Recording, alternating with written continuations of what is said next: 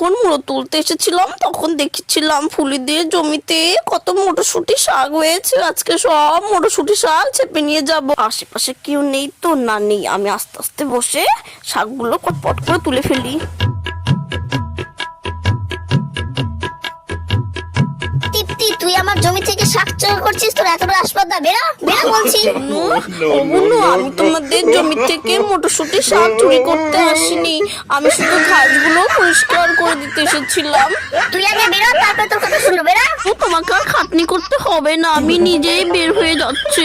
বলে মটরশুঁটি শাক তুলিসনি? তাহলে এগুলো কি? হ্যাঁ, এগুলো কি? আগো বুনো, তোমাদের শাক আমি তুলিনি, যখন ঘাস পরিষ্কার করছিলাম না তখন দেখে এগুলো পড়েছিল, তাই কুড়িয়ে বাইরে নিয়ে যাচ্ছিলাম। পুরো মিথ্যাটা শাক দিয়ে বলছি। নিয়ে আমার এই শাকগুলো তুমি নিও না, না নিও না।